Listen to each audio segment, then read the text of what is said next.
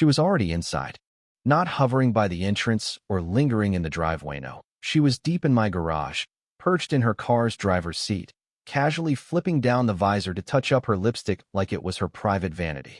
I stood there, frozen, wondering if this was some elaborate joke or if I'd tumbled into a twisted alternate reality where boundaries meant nothing. But trust me, it spiraled into something far darker. I'm sharing this because I need to know. Am I the villain here, or would you have snapped too? Stick around, it's a wild ride. Let me set the scene. I'm Ethan, 32, single, teaching high school chemistry in a serene coastal suburb where the ocean breeze keeps things calm. My garage isn't just a parking spot for my silver SUV. It's my Havana chemistry workshop and model building sanctuary I've meticulously organized over 6 years. Every beaker in its rack, every tool in its drawer. After wrangling teens who treat lab rules like suggestions, I crave that order. It's my escape from the chaos. Picture this crisp Sunday morning in early fall.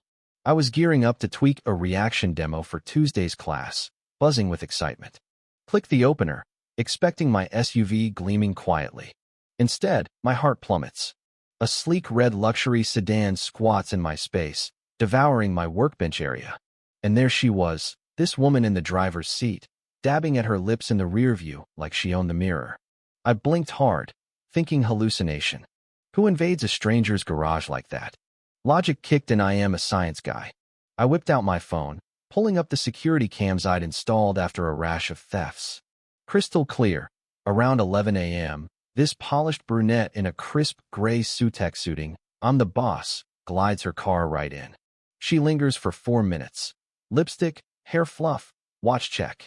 Then struts to Mrs. Patel's next door, cool as ice. No rush, no emergency, just bold entitlement. I marched over, knocked politely. Nothing. Knocked again. Laughter seeped through the door, mocking me. The burn of disrespect ignited. I waited 45 minutes, timing it, fuming but holding back. Finally, I snapped, not violently. Grabbed my sturdiest lock, sealed the garage, slapped on a sign, garage secured. Vehicle owner, contact homeowner to resolve. Seemed fair, right? My property, my rules. Maybe I should have called the cops first, but someone parked in my garage and ignores my knocks, felt petty for 911. Minutes later, thunderous banging on my front door. Open up. Where's my car? Her screech could have shattered glass. I stayed silent, cams rolling her frenzy. Through the peephole, Victoria Langston, 48, our HOA president, the iron-fisted queen in tailored suits who wielded power like a scepter. She'd turned our neighborhood into her fiefdom, enforcing standards with glee. Now, she raged about legality while ignoring her own trespass. The hypocrisy stung. That night, fury morphed into resolve. I booked a red-eye to the Bahamas bin, craving a break anyway. As I packed, doubt crept in. Was I escalating or enforcing? But replaying her casual invasion steeled me. Some learn only through fallout. Plane lands. I power off my phone, building a wall against the storm. Sipping pina coladas on white sands. 85 degrees with turquoise waves, stress dissolved. Dolphins danced offshore while Victoria likely seethed. Peace shattered on day 4. Neighbor Sophia, a 29-year-old web designer with a hawk's eye for details, tracked me via hotel. We'd bonded over HOA absurdities. Her text. Dude, Victoria called cops, claimed you stole her car. Posting shady stuff in the group chat, rallying against you. I chuckled at kidnapped her car. Ordered another drink. Updates piled. Cops dismissed it as civil, can't bust your garage, ma'am. She hired a PI to hunt me in paradise. Absurd escalation over parking? Emails flooded when I peeked. 62 missed calls, 32 messages from threats, legal action imminent. To begs, please, I need it back. Her chat posts, anonymous digs like some residents flout courtesy, harming our unity. Manipulation at its finest. Sophia forwarded more Victoria's digital siege, aimed to isolate me. But I turned it scientific. Hypothesis let her unravel. Screenshotted everything. Extended my stay 3 days, watching her hole deepen. Back home after 9 days, 10 fading but spine straight. Garage pristine. Then, click-clack, Victoria storms my driveway. Face crimson, suit rumpled. How dare you humiliate me? I run this place. Rage boiled. but I channeled classroom calm. This is my property, you trespassed. She spat demands. Public apology, $600 fine, or lawsuit. I hit record openly. Sue away. Evidence shows your intent. She blanched, stormed off, vowing revenge. 2 days later, HOA board calls.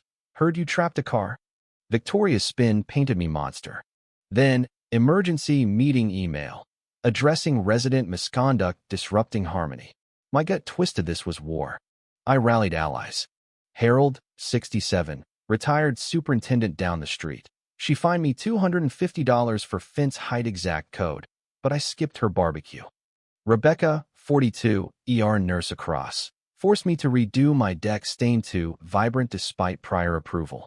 Retaliation for challenging her at a meeting.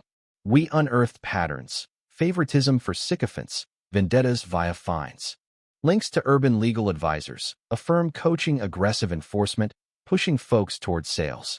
Sophia designed a dossier, bylaws breaches, emergency meetings only for hazards not spats, selective rulings. I slipped fact sheets into mailboxes pre-dawn screenshots, testimonies, exposing her reign. Meeting night, 50 crammed in a 25-seat hall, air thick with anticipation. Victoria, composed in gray, prosecuted masterfully. His cruelty shattered our peace potential crime. I countered with footage. Her deliberate park, primp, saunter. Gasps rippled. Trespass, plain. Support split Harold boomed. She's bullied us years.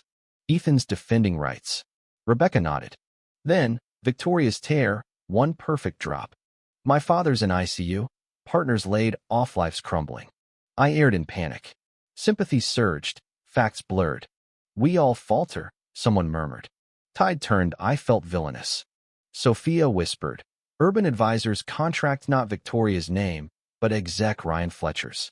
Puppet strings. I stood, voice steady. Before voting, hear this. Played enhanced audio, her gloating to Mrs. Patel, parked there to punish him for skipping events. Teach respect. Room erupted whispers to outrage. More. Night footage of her dumping trash on my lawn, yanking my veggies, keying my mailbox. Denial. Out of context. Illegal recording. Deflection. Sacrifices I make. Breakdown. Ungrateful fools. Mask shattered. Board. Victoria removed immediately. Reviewing all rulings for refunds. Sophia, interim president unanimous. Floodgates. Stories poured unjust fines. Harassment. Rebecca wept relief over her $4,000 stain bill. Victoria slunk out, broken. Next day, garage peace restored, SUV gleaming. But victory? Deeper, justice against tyranny. Neighborhood transformed.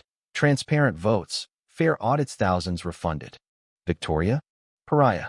Calls ignored, walks avoided. House neglected. Legal bids flopped, lawyers balked at evidence. Sold 20% under market, fled in a truck, hoodie clad. I watched silently, consequences hit hardest unspoken. 6 weeks on, call from nearby HOA. She applied, hear your story saved us. Bullies thrive on silence. Document, stand firm, they crumble. Was I too harsh, locking her in during her crisis? Or justified against entitlement? Would you have fled or fought sooner? Drop comments, did I overreact or nail it? Like if this fired you up, subscribe for more real-life showdowns. What would you do?